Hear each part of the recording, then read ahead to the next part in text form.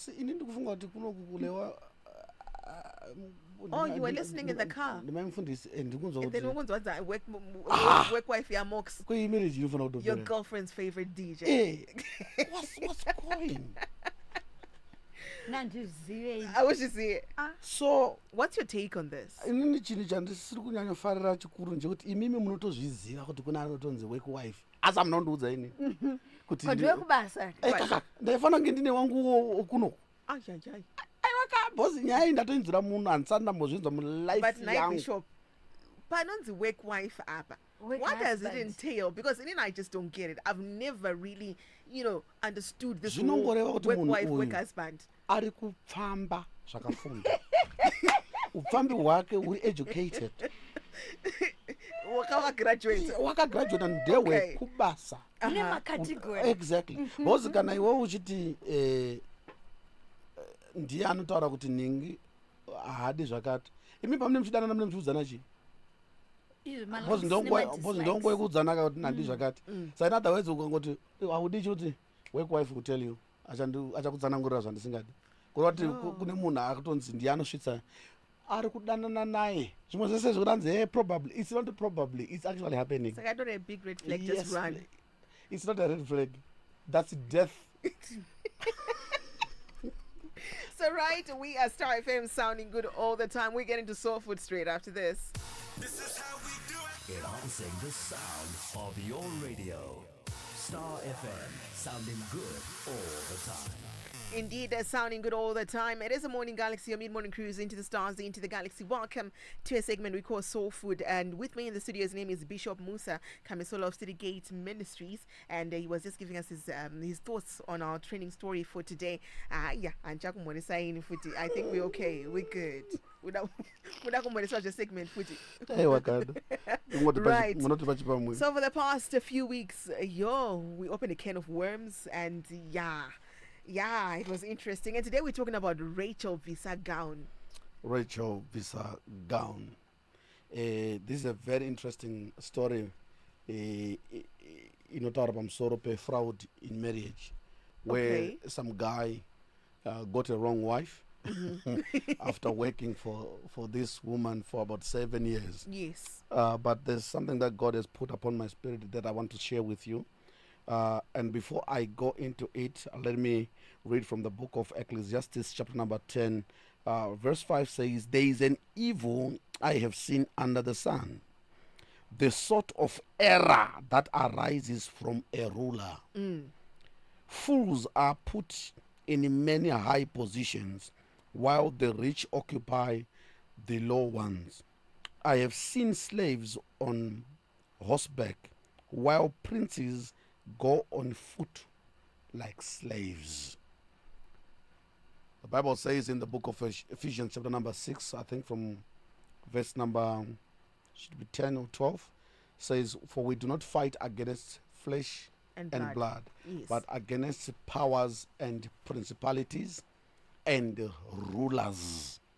So I want you to know, in the realms of the spirit, the principalities and powers, the demonic forces that fight humanity.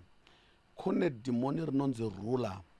Basa raro ndere kumanipulate vanhu when they are at the point of breakthrough. Watanga ku experience anonzi near misses. When you are supposed to enter into that door, then something then comes. 1 Corinthians chapter 16 verse 9 also says, "A great and effectual door has opened unto me, and there are many adversaries."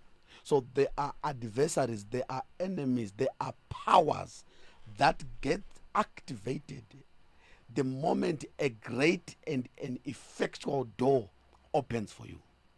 Okay. Abraham, when he married Sarah, Sarah was a sister to him. Yes. And then when Abraham wanted Isaac to find a wife, he had already left his father's house. He was now in Canaan, I think, somewhere there. And now he sends Eliezer, his servant, and says, "Go to my homeland and get a wife for my son." mudzimai akaroorwa achipiwa Isaac haana kumuona ari musikana, akazomuona atova mudzimai wake. Mukadzi akanoroorwa iye asipo, akaunzirwa mukadzi. Yes. Zvinonzi, and Isaac took Rebecca, brought her into his mother's tent and loved her. Akazotanga kudanana naye mudzimai wake. Yes. So according to their culture, even kuma Arab nations right now, their culture is you awupfimbi munhu. It's an arranged marriage. It's an arranged marriage. Yes. That's their pattern. That's how they do things. Right. So now Jacob ndokubva azotizirawo zvakare kumba kwahanzvadzi yamai vake, kumba kwaLaban, which means Laban ndiye akatorodza Rebecca kumunhu waasingazive according to their tradition. Jacob gets there and finds 2 women, and then he forgets the arrangement. Then ndokubva achiva munhu anonzi Rachel. Ndokuenda kuna Laban akati, I want this younger one. Right. Laban haanamboti ndichakupa, akati zviri nani kuti ndimupe kwauri, haana kuti ndichakumupa kwauri. Okay. Zvakangofanana nekudira munhu mota yake. Yes. Inoramba iri mota yake. Yes. Kudanana naye akukupe mota yacho. Ndeyake. Unongoti ane mota. Zvoperera ipapo. Handizotara leo. Ane mota. Right. Now, time yekuti achimupiwa mudzimai uyauya, baba ndokuti dhu zvakanisaka tochinja here zvinhu nepamusana pekuti kunze kuno kuna Jacob. Leah oshaya anoroora here nekuti ane meso akaneta. Ari kunzi meso aLeah akanga akaneta. Ndo yakava reason yakaita kuti Jacob asamuchoose, achoose Rachel. Which means my choices anga achinja when it was now time for Leah to get married. Ndokuchinjirwa magoalposts kwakutsvagwa beauty yaasina. But mumashure vamwe vese vakatorwa havana kumbochuziwa kuti vakanaka here. Vaingochuzwa kuti ndo vari next in line yekuti varoorwe, votorwa voendwa navo vonoroorwa. But iye mukana wake wasvika. Pakasvika mukana waRachel, magoalposts ndokubva aswichwa. Zvakatora baba kumira kuti azviite, ndokupinda macho muri kuchinjanwa mugogogo yasikana vakapfeka pinda muya kuti iwe watopfeka auzive here kuti mutemo ukunu unotichi. Angati anoda inini tayo zvikanzi bvisa iro bvisa. Ndokubva rabvisiwa Rachel, ndobva rapfekedzwa asina kusarudzwa. The rightful owner. Uyu manje haasi kusarudzwa nemukomana, ari kusarudzwa nababa.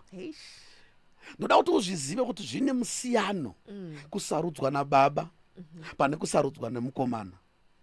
Ukasarudzwa nemukomana unogona kutadza kuzvara saRachel, asi ukasarudzwa nababa Mwari unovhura chibereko chako. Uri kuona here panapa kuti kana taakutarisa padestiny chaipo, uchaona kuti angari choice yaMwari ndiLeah kunyanya, because kuburikidza naLeah ndokwakabuda Judah. Yes. Inova lineage yakazobudikira naKristu. True. Ndo lineage yakanga yakatakura vana Solomon, ndiyo yanga yakatakura vana David, ndiyo yanga yakatakura madhara ese amunonyatsoziva vanga vakavigwa muna Leah. But nekuda kwekuti akanga aine meso akaneta, zvanga zvaakutomudhakwira nekuda kweizvozvo chete. Zvisina vamwe vakambozvitariswa zvakatanga kuchinjwa paari. Ndoda kuzviziva kuti kana kwaita anonzi ruler anochinja magoalpost, kumwe kwese uko panenge pasina anything else chinorequaiwa chinoshamisira kusvikira yava 10 yako. Unogona kutanga kuchinjirwa marules wasvika. Wotonza akafoira nekuda kwezvakati zvigonza kubva rini zvitonza vakatochinja. Inhawe yekuti ndomo mutemo wemazuva ano, kunoita mutemo wemazuva ano kana vamwe vanhu vakuda kunopinda pamadoors. Kwanzi neBhayibheri, it's an evil which proceeds from a spirit called a ruler. It manipulates the so that it doesn't go to your favor when it's your time. It's an error under the sun. Yatakatoona kuti vanokosha vacho vanenge vaine dignity vane hunhu vanotanga kutariswa maziso, hoonekwa kuti ane maziso akaneta, zvomushayisa marriage. Nyamba marriage haasi maziso, marriage icharacter. Zvinoita kuti munhu anzi aapuruvwa kuti mudzimai chaiye chaiye, kutariswa capacity yake yekugona kuupholda nekuchengeta mhuri. Rachel wamuri kuda uyu, kana maakubva umu achakutakurirai zvimwari, zvidhoma zvababa vake achatakura, zvichakonzera kuti musechwe. Akanaka pameso, but haabve kuma-idols. Uri kuziva here kuti munhu uyu akatozofira munzira as a punishment from God for carrying foreign gods. But ukamutarisa panyama akanaka, zvinotoda baba kumubvisisa gauni. So I'm here to tell you today, 2025, you need God to intervene. Otherwise, you are a liar. Every moment pauri kufana kuti ya time ye breakthrough, something is gonna pop up that will want to disqualify you. Painonzi ya 10 yako iye aitoziva kuti okay, kunoku kana vanhu vauya kuzorora vanobvunza kuti mukuru ndeupi, ndo criteria, havabvunza kuti akanaka ndeupi. But yake nguva payakasvika zvakatanga kuchinjwa kwakutsvagwa beauty. Saka unofana kuzviziva zvakare kuti izvo zvinogona kuchiunganidza mari yako uchida kuvhura shop. Pakuda kunovhura shop unongonzwa kuti kwaane mumwe mutemo munyowani unokutadzisa kuti uzviite. Unoziva kuti kune zvimwe zvinhu zvinogona kuomera vanhu vese zvichitsvagawa nemunhu. Yes. Unozviziva here kuti bhazi rinogona kurasisa vanhu vakawanda upenyu ari wani munhu ari kutsvagwa bhazi iro. True. Saka unozviziva here kuti uwo unogona kutokonzeresa kuti vamwe vanhu vaomerwe neupenyu ndawasvika ipapo, magoalpost anofanira kuchinjira iwewe kuti usawane access. You need God the Father to help you to step up and say liya ngaapindewo apa. Muvharai kumeso, right? Wanzai ningikini inonzi chii yamunoisa kumeso dustiri pa wesai kokoko, right? Wedding yacho anzi manheru, right? Perfume ya Rachel ngaiuye fyo ndokubva aita saRachel, imbofamba musheso umbodaiso ya exactly uri kugona uRachel, tozviona mangwana. Zviri kunzi vachimuka kusend, Jacob akati ndarara nemunhu asiri, akati ndama ndipa mukadzi asiri, zvakanzi aiwa dambudziko ndokuti unonyepera kakuita kakuzungaira, hauzvizive here tikuno. Hakuna mudiki anoroorwa mukuru asati aita sei. Hatisi kukurambidza Rachel, but hatigone kuchinja. Ndatozoona kuti it's an evil that is about to happen. Because Leah kana akada kugona sei muupenyu hwake haagone kuchinja maziso ake. Pane zvimwe zvinhu zviri pamusoro pako shamwari zvausingagone kuchinja. But nyika ino inogona kuchuza kukujaja pamusoro pezvinhu izvozvo. Let me show you something before I run out of time. Okay. Ndoda kuti uzvizive kuti kune murume anonzi Peter. Peter paakashedzwa naJesu anga akumbirwa bhoti. Jesu ndokuparidza ari mubhoti, achipedza ndokubva muti cast your nets unto the deep for a catch. Peter achikasta neti, zvirunzi akabata hove dzakawandisa zvokuti manetsi ake akatanga kubvaruka. Zviri kunzi ipapo akabva asimuka ndokumhanya pana Kristu ndokunogwadama akati, bvai kwandiri, ndiri mutadzi. Ndichifunga ndikati ukaona munhu aona munana zvekusvika pakureurura chivi chake kuti ndiri mutadzi, Peter anofanira kunge asina kubva nekumba paakauya kurukova. Kunofanira kunge kune kumwe kwaakarara, ndiniwo zviri musoro mangu. Nditi apedza kurara ikoko ndokubva aenda kurukova. Ndokubva hove dzaramba kuita sei? Kubata. Ndofunga ega akangoti adzichibatika kupi kone kwanze kufa. Nezvandaita, yes. Saka paakaona abata futi still iye airi mutadzi, ndopaakati arega ndireurure, ainini ndiri mutadzi, zvandiri kuita hazvienderane nehove dzandabata. Jesu akamuti kubva nhasi uchabata vanhu, uri to upgrade kwete zvehove izvo, ndakutokuita muredzi wevanhu. Ndokuinagoretwa kwaakaitwa kuti ave muapostora. Akapinzwa chifundisi achireurura ega kuti ane zvitema. Fast forward, Judas ndokubva abetray Christ, ndokubva azvisungirira, ndokubva vasara va11. Jesu waenda, Peter ndiye anga ari mukuru wesvondo, ndokubva vawirirana kuti vada kutsvaga mumwe anoreplace Judas. criteria ndokubva yachinja zvani tiri kutsvaga munhu akarurama, munhu ane life yakanaka. Okay. Yes. Uri kuona panapa kuti now vamwe vaakufana kupinda magoposi akuchinjwa. Chifundisi chakatanga rini kupindwa nekuva munhu akarurama? Kana imimi makachipinzwa mataura mega kuti muri mutadzi. Jesu haana kuti uri mutadzi, wakati iwewe wega ndiri mutadzi. Jesus pardoned you, but now yanguva yavamwe kuti vapinde maakutsvaga vakanaka. Do you know what, whose 10 it was? It was not Matthias's 10. It was actually Paul's 10. Paul ndiye aifana kuita the 12th apostle. But life yairaramwa naPaul panguva iyoyo achitori so yanga isingaenderane nepapa. Yes. Saka havana kuona sekunge munhu anoqualifya kuti apinde.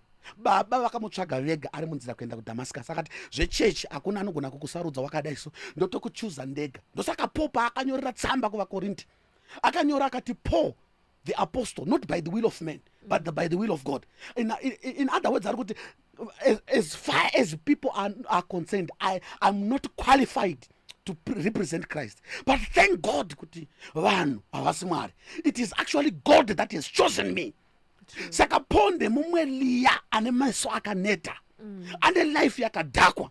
Ananias achiudzwa naMwari kuti there is a man that I'm sending to you. Akadai Ananias akarambira Mwari akati asamumuzive. Ananias akatanga kuda kutsanangurira Mwari kuti Paul akaita sei. Uri kuziva here kuti kunotori nevanhu vari ready kuexplainira vanhu kana kuexplainira Mwari kuti iwewe hauna kufita level rauri. Do you know why people fight you? They think you don't deserve where you are. They think you don't deserve what you are praying for. Vanotoda kutoti vaise zviziviso kuti imi hamusi kuziva here kuti Musa mukunyatsoziva here zvakaitika. Musa kuti Musa akamborambwa nemukadzi here. They want to make sure kuti vataura nyaya iyoyo kuti ikudisqualify for where you are about to go. Ndoda kuti uzvizive kuti kuna ana Peter vakatanga vapinda, vapedza kupinda vakanochinja mitemo vakati taakutsvaga vari right. Iye anga asiri right paakasarudzwa. Tina ana mwene right now mavheteri avanoita varoora kunge iye anga ari right. Iwo akabva nekubhawa vanhu vakaiginwa vakati chikuru rudo. Makatozotendeukawo parufu rwasisi venyu 3 years ago. Maabhizi kuda kutsvaga maattributes amanga musina pamakawanikwa imi. Iwe pawakaroorwa wanga wakanaka here? Reka ndidzike mbijana ndakutopedza. Wanga uri mhandara here pawakaroorwa iwewe? Hectic. Kana wakuti mwana wangu hangarore zvaso, inda wakasirira mwana wavanhu achirora zvaso zvinenge iwewe. Wakadi kuita criteria yakanaka, pattern yako yadi kufanana kubva kwainotanga kunosvika kwainoperera uko. Hinda ichizonda kunochinja kana kana liya kuda kupinda. Ndosaka tizobvisisa Rachel Gown kuti aiwa ngazvive fair. Kana takabva uko vanhu vachichuzirwa ngatimborambai tichichuzirana tichingodaro. Sei zvichifana kuzochinja kana vamwe vari kufana kusarudzwa. Tapedza. Hey, you know, right now I wish I had a piano. You know, so I'm going to rom change here.